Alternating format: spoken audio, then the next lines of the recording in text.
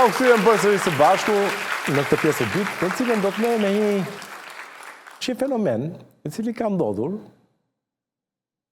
në vagun e zhurmës së madhe politike dhe po kalon kështu pa u ndier shumë. Natyrisht është përfolur, edhe në media janë bërë emisione, janë bërë diskutime në media për këtë çështje, por përsëri duket se nuk ka zgjidhje dhe arsyeja pse nuk ka zgjidhje është se është shumë lek i madh aty, të dashurit e mi. Dhe sot do të flas për çështjen e basteve të palishme. Bëhet fjalë për bastet sportive të cilat sot janë si macja e Schrödingerit. Dhe u quajt macja e Schrödingerit sepse Schrödingeri thoshte që macja është edhe gjallë edhe e vdekur. Dhe në këtë rast, bastet sportive sot janë edhe të lishme, edhe të palishme. Natyrisht, historinë e basteve sportive në Shqipëri besoj se e njohim që të gjithë. Me një vendim të vitit 2018, bastet sportive më mbyllën. Tani këtu më duhet të sqaroj diçka. Vendimi që erdhi për bastet sportive ka ngritur që në atë kohë një diskutim shumë të madh. Sepse praktikisht erdhi në si një rufe në qiellin e kaltër, ku kryeministri papritur vendosi të mbyllte bastet sportive, por pa e paradiskutuar më parë me asnjë nga aktorët. Madje zërat ishin që nuk e kishte diskutuar as brenda qeverisë. Në publik i gjithë operacioni u shit sikur po bëhej për të shpëtuar nga një plagë sociale, siç ishte varësia nga kumari, por që në fakt, siç ngjarjet që ndodhen më pas e zbuluan për të gjithë ne, mbyllja kishte shumë pak lidhje me kumarin. Dhe kishte ndodhur për motive krejtësisht më të ngushta, sa kjo që nuk kishte shumë lidhje me këtë plagë sociale, duhet të them. Dhe kishte më shumë lidhje me individët që deri në atë kohë komandonin industrinë e basteve. Unë personalisht kam qenë gjithmonë kundër mbylljes së basteve. Dhe kam qenë pro rregullimit të tyre. Dhe motivet pse kanë qenë të bazuar te logjika e ftohtë dhe racionale. E para, ndalimi me ligj i basteve dhe i lojrave të fatit nuk i zhduk lojrat e fatit. Lojrat e fatit dhe bastet sportive kanë ekzistuar në Shqipëri, edhe kur ka pasur kohra më të ashpra të sundimit të diktatit të ligjit. Do me thënë gjatë kohës së diktaturës. Pra ishte një naivitet i madh të mendoje se me një të mbyllur me ligj, do të mund të ndaloje njerëzit që të vendosin baste. Do ishte një naivitet absurd, totalisht. Ata s'kishin pyetur për Enver Hoxhën drejt që e mori, po pyesin për ty. Që kishe ngritur një shtet policor të mirëfillt, po pyesin për policinë e shpartalluar e të korruptuar të Edi Ramës. Ata s'kan pyet për Enver Hoxhën. E dyta, kur ti nxjerr nga ligji një aktivitet që ka funksionuar në lishmëri për një kohë të gjatë, e vetme që bën realisht është nxjerrja e këtij aktiviteti nga drita në errësirë. Pra, nga një aktivitet që vëzhgohet, kontrollohet, dhe nga i cili shteti përfiton edhe taksa, dhe të ardhura. Ai kalon në errësirë. Komplet, totalisht. Ku as vëzhgohet më nga shteti, se për shtetin ai nuk ekziston me ka nxjerrë ligjit, as kontrollohet më nga shteti, dhe as i gjeneron më shtetit të ardhura. Aktiviteti vazhdon. Pra, aktiviteti funksionon normalisht, sepse infrastruktura, e tregu, e të gjitha këto nuk zhduken me ligj. Ato do të përshtaten me realitetin e palishmërisë. Nuk zhduken dot. Do të funksionojnë si gjithmonë, verse këtë radhë larg syve të shtetit. Dhe natyrisht, në momentin që shteti ikën nga pozicioni komandues, dikush tjetër do ta zëj patjetër vendin e tij. Se një komandant do ta ketë ajo. Dhe ky dikush i ri në aktivitetet të tilla që zhvillohen në palishmëri është as më shumë as më pak, po krimi organizuar. Me zi e priti. Dhe pra si përfundim, çfarë ndodhi ishte ne si shoqëri, me nxjerrjen jashtë ligjit të basteve sportive, plagën sociale nuk e mbyllëm, por thjesht humbëm parat e taksave dhe i dham krimit një fabrikë të re për prodhimin e keshit.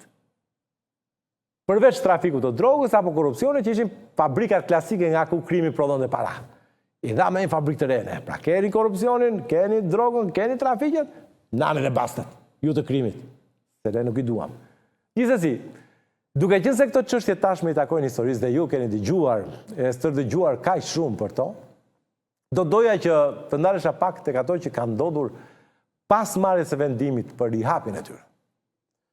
Një lloj si atëherë kur u mbyllën, ku kryeministri si rufe në qellën e kalët doli një ditë bukur dhe deklaroi mbylljen e tyre, vetëm një ditë pasi ish ministri i financave Arben Ahmeta kishte pranuar në një takim me aktorët dhe operatorët e sektorit për mirësimin e kuadrit ligjor, pra as diskutoi fare për mbyllje, Ministri i Financave një ditë më pas, një ditë më përpara, kishte takuar operatorët dhe ju kishte thënë që do ta përmirësojmë. Ashtu edhe vendimi për hapjen e basteve erdhi një ditë bukur fund vere të vitit 2022. Askush nuk e mori vesh se kush ishte dokumenti, apo kush ishte informacioni zyrtar, që i erdhi kryeministrit, që e bindi atë që kushtet tashmë kishin ndryshuar nga momenti që u mor vendimi dhe bastet u mbyllën. Dhe tani ishte koha që t'i hapnin prap ato. Por që t'i hapnin duhet që kushtet paraprake, për të cilën u mor vendimi që u mbyllë, ose ka pasa kushte, pse u mbyllë. Besoj unë. Në një shtet normal që funksionon. Janë disa institucione që i kanë raportu kryeministrit, që i kanë thënë kryeministrit, zoti kryeministër, kemi këto 1, 2, 3, 4, 5, kështu që duhet marrim një masë ekstreme. Dhe kryeministri bazuar në ato kushte, ka firmosur mbylljen e basteve. Tani, edhe në hapjen e basteve, duhet patjetër që dikush, apo të njëjtat institucione, do vetë i thonë kryeministrit, zoti kryeministër, kushtet paraprake për mbylljen u mbyllën, pra le të themi dëmi u neutralizua, jemi të lirë, kemi mundësinë që t'i rihapim bastet. Se logjika këtë do, që kryeministri të ketë marrë një raport informativ, për shembull nga policia, apo nga Ministria e Financave, apo nga MLF-ja, i cili ka treguar që ashtu siç thash, kushtet për cilat ishte marrë vendimi për mbylljen e basteve ishin plotësuar tashmë dhe bastet mund të hapeshin prap. Dhe për këtë arsye, kryeministri vendosi t'i hapte prap bastet. Ky mbeti mister. Nuk e morën vesh asnjëherë.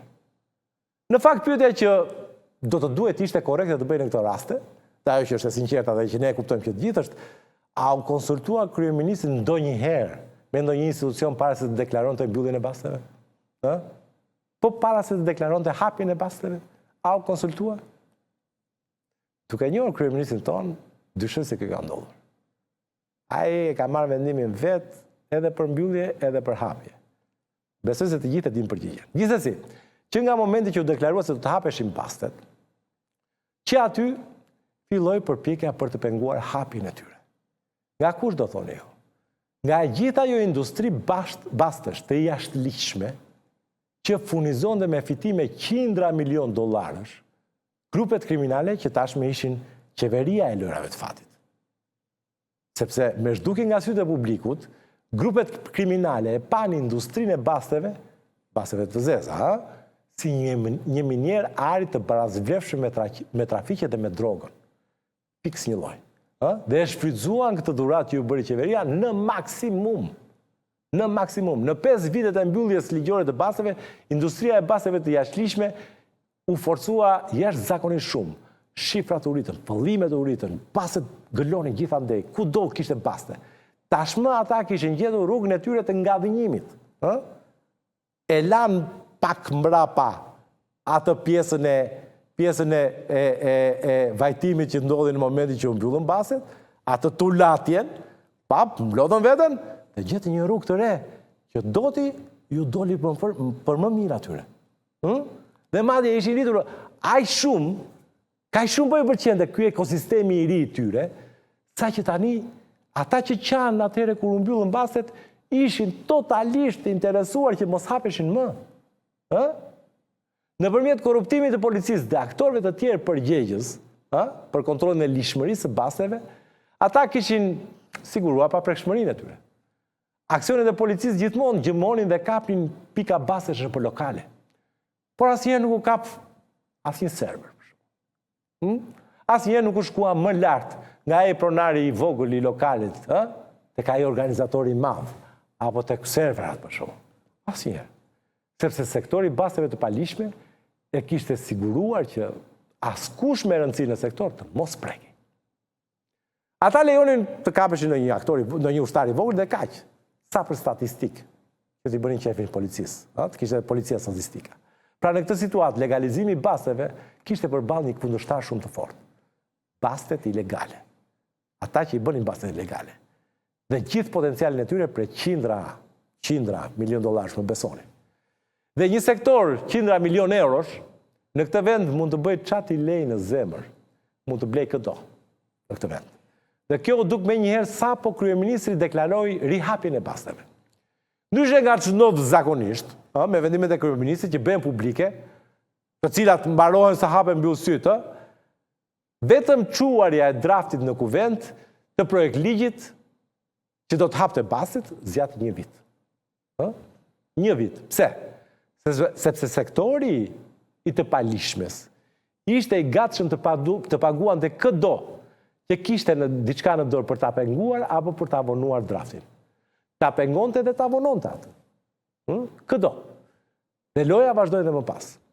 Në mes të vitit 2023, fiks një vit pas vendimit politik që doli dhe komunikoi kryeministri, drafti për hapjen e basteve më në fund ja del që të shkojë në kuvent. Dhe aty fillon pjesa e dytë e odises hapjes së basteve. Zgjatja e procedurës së miratimit të ligjit. Sepse janë me hallka. I paraqitur në parlament që në korrik të vitit 2023, ligji u zvarit për rreth 7 muaj, derisa shkoi dhe u miratua në seancë plenare në shkurt të vitit 2024. Komisioni Veprimtarive Produse, në atë kohë drejtuar nga Eduard Shalci, tentonte ta zvariste pafund miratimin e këtij ligji, duke shtyrë mbledhje pas mbledhje kështu. Procedurë pas procedure, ca të rregullt dhe ca të pa rregullt. Dhe në këtë formë ai gjende mënyra se si ta pengonte kalimin e projekt ligjit nga komisioni dhe paraqitjen e tij në seancë plenare të kuvendit. Përdoreshin truqe justifikime nga më ndryshmet, se si që ligji të shtyhet të mos miratojë. Mbaj mend për shembull, që atë kohë deklarohej nga zoti Shalci që po diskutohet me ekspertë të huaj për çështjen e draftit. Dhe unë u interesova shumë dhe thashë, kush janë këta ekspertë të huaj që po këshillojnë parlamentin?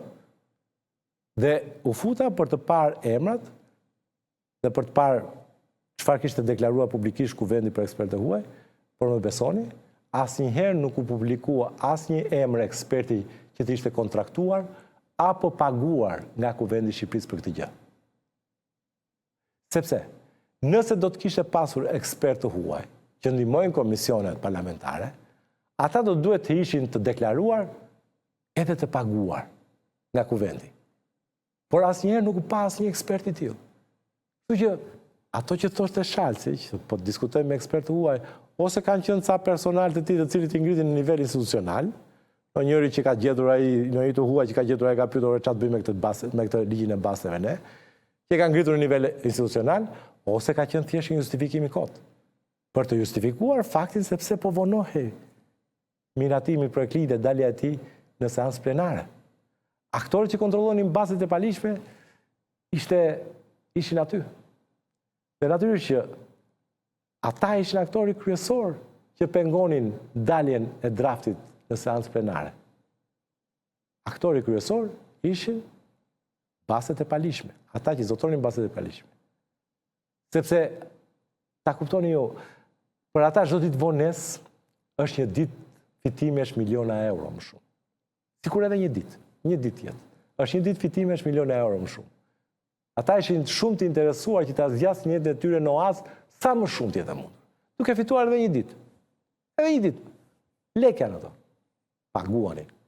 E gjithsesi procedura vijuar më tej dhe në shkurt të vitit 2024, amendimet në ligjin për baste sportive miratohen në seancë plenare. Miratohen dhe i hapet rruga legalizimit të basteve sportive. Ligji i ri kishte procedura shumë strikte, duhet thonë. U bë një ligj i posaçëm vetëm për Shqipërinë, që përcaktonte kalimin e basteve nga pika fizike në online, dhe me kontroll të shtuar të aktivitetit të pjesëmarrësve, që do të fillonte që nga disiplinimi i fortë i licencave, pra nuk do të ishte rruga e gjatë për të marrë licencën, me kritere të shtuara deri tek regjistrimi i përdoruesve dhe ruajtja të dhënave tyre për një afat gati 3 vjeçar. Pra, ligji në vetvete ishte okay. Por fill pas miratimit të ligjit, në shkurt 2024, fillon pjesa e tretë e odisesë së hapjes së basteve. zvaritja në bërjen të zbatueshëm të ligjit. Dhe këtu, tashmë ndryshojnë aktorët. Nuk janë më deputetët, parlamenti, komisionet e tjere.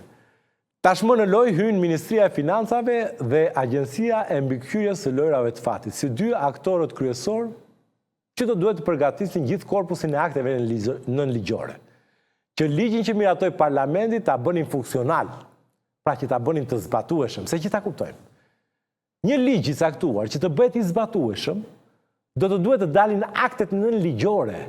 Se ligji në vetë është shumë dru, shumë kolon, është vetëm normues. Pra, për shembull ligji thot, licencat për X aktivitet i jep Komisioni i Licencimit, që është i përbërë nga këta antarë që vinë nga këto ministri. Ka i thot ligji. Ngritjen dhe mënyrën e operimit të komisionit e përcakton qeveria, me VKM thot ligji. Pra ligji vetëm përcakton që do jetë ky komisioni, do kenë kaq antarë. Se si do ngrihet, se çfarë do bëhet e përcakton qeveria me VKM. Tani është detyrë e qeverisë që të nxjerrë aktin nënligjor, që përcakton gjithë radhën e punëve për ngritjen e komisionit edhe mënyrën si funksionon. Pra, si do funksionojë komisioni, çfarë do vlerësoj, si do caktohen antarët nga ministrit, çfarë do paguhen antarët, etj. Pra, akti nënligjor e bën atë që thot ligji të zbatueshme. Dhe pa aktin nënligjor, ligji është i pa zbatueshëm. Më kupton po s'doli aktin nënligjor. Rikot aty në zyrtar, se ti do vesh dhe i thuash, ore, Ministria Filan, pse s'është ngritur ky komisioni? Po ku s'ka dalë rregulli si duhet ta ngrejmë komisionin? S'na ka thënë kush si duhet ta ngrejmë, kë do të çojmë, si do të çojmë. Më kupton? Dhe pavarësisht se ti ke miratuar një ligj, fakti që s'ka ndalë këto rregullat e vogla të zbatimit të ligjit, ligji mbetet aty, kot. Dhe nisur nga këto, duke barë parasysh këtë gjë, nis faza e re e pengimit të ligjit për legalizimin e basteve.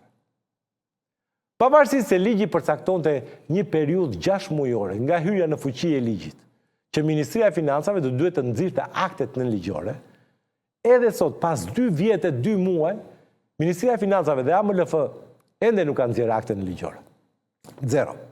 Dhe askush as nuk e skuq faqen hiç çka kërkon ligji. A duhet zbatuar ligji, a etj. Se vret mendjen hiç. Dëgjoni pak. Ministrin e Financave çfarë thot kur e pyesim pse nuk është zbatuar ligji. Dëgjoni pak. Ministria e Financave është duke punuar me aktet nënligjore për bastet, është edhe një akt i cili është miratuar sot në mbledhjen e qeverisë dhe shumë shpejt do dalin të gjitha aktet e nevojshme në mënyrë që të mundsojmë edhe bastet online. Sepse kërkohet punë, është marrë ekspertizë ndërkombëtare në mënyrë që kuadri ligjor për bastet sportive të jetë sipas standardeve më të mira ndërkombëtare. Do me thënë, varet çka kërkon ligji. Është proces kompleks tot, se bënim dot për 6 muaj. Do me thënë, fakti se është shkruar në ligj, dhe që ligji vetëm zbatohet, ligji vetëm zbatohet, nuk diskutohet, as ja ngre termometrin hiç ministrit. Në një vend normal, ministri është i detyruar të përshtatet ligjit. Këtu është ligji që merr vlerë ose jo, futet në fuqi ose jo, nëse i bëhet ministrit. Në një vend normal, nëse ministri nuk zbaton dot ligjin e shkruar, kushdo qoftë arsyeja, ikën ministri, va. Ikën ministri. Pra, se bën dot X e vjen tjetër, va. Këtu është ministri që përcakton nëse një ligj i caktuar do të hyjë në fuqi apo nuk do hyjë asnjëherë në fuqi. Dyst komplet. Komplet. Banana Republic, mëngjes, drek, dark. E keni parasysh. Por, që të kthehemi tek arsyet reale. Besoj se edhe ju e kuptoni tashmë. Pas këtyre fjalëve që përmenden aty, janë përsëri të njëjtët aktorë. E kuptoni kush janë aktorët, që nxisin vonesën e bërjes funksional të ligjit. Janë po të njëjtët. Ata që penguan projekt ligjin 1 vit, apo miratimin e ligjit me 7 muaj. Tashmë, po zvarisin hyrje në fuqi të ligjit. Janë aktorët e basteve të palishme, që nëpërmjet milionave të eurove, ata janë jashtëzakonisht shumë të fuqishëm. Jashtëzakonisht shumë të fuqishëm.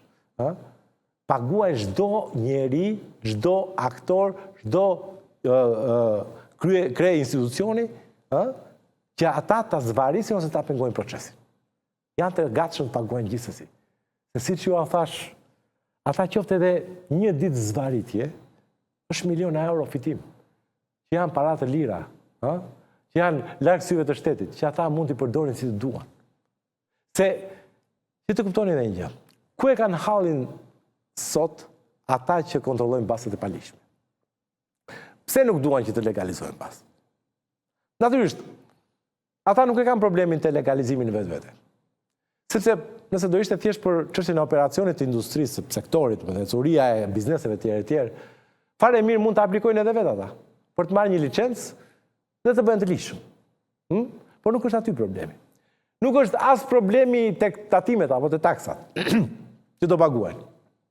Se edhe ato, sasia e parave është e mjaftueshme, i marrin parasysh, në fund fare do të ruajnë të njëjtin mbyllim biznesi, që sot besohet se qarkullon diku te mbi 1 miliard euro, sepse është shritur jashtëzakonisht shumë në krahasim me atë vit që u mbyll, sa që ka lek mjaftueshëm për të paguar edhe taksat e tatime, pas se kanë as aty hallin. Halli i tyre është që nëse bastet legalizohen dhe ata do të jenë të detyruar që në moment caktuar të kthehen në të lishëm, ata humbasin avantazhin e përdorimit të qindra miliona eurove që prodhojnë bastet e pakontrolluara në formën siç ata i kanë përdorur deri më sot. Sepse sot ata paratë e basteve mund t'i çojnë ku të duan, sepse i kanë të pamonitoruara nga shteti. Pra mund të paguajnë për shembull ngarkesa droge, mund të financojnë trafiqe, apo çdo lloj tjetër aktiviteti të palishëm që kërkon financim me kesh. Nëse ata kthehen në të lishëm, parat do t'i kenë në bankë pastaj. Do t'i kenë të kapshme, të gjurmueshme. Nuk i kanë më të lira. Nuk i çojnë dot për të financuar aktivitetet e tjera, siç mund të bëjnë sot. Sot bastet, duke qenë një aktivitet që prodhon shumë kesh, ju shërben grupeve të ndryshme të narkotrafikut për të financuar aktivitetet e tjera të palishme. Se kanë kesh. Kur ato kanë nevojë për para kesh. Po kupton? Janë si tipi bankës. Pra, industria e basteve prodhon keshin i cili më pas futet në industri të tjera. Siç mund të jetë trafiqe, droga e tjerë. Me këtë keshin këtu, që prodhon nga industria e basteve. Janë gati 1 miliard euro të basteve që financojnë trafiqet. E që më pas bën 2 miliard, se pas ju financuar bën 2 miliard, të cilat më pas vinë dhe pastrohen tu me kulla dhe me pallate si shikoni ju. Ky është pak a shumë cikli që ata që janë pjesë e tij nuk duan që të mbarojë. Prandaj ata po bëjnë ç'është e mundur që të zgjas sa më shumë të jetë e mundur. Kaq dhe për sot, besoj se ju lodha që këtë pjesën e dytë, se isha shumë serios në pjesën e dytë. Po, është çështje shumë e rëndësishme, prandaj. Nuk kisha ndonjë gjë për të tallur me ndonjë, siç e bëjmë zakonisht, nga këta qeveria, ministra, ata kokat e shtetit, por do kemi javës tjetër pa merak. Deri javës tjetër, ja kalofshi mirë, shëndet inshallah.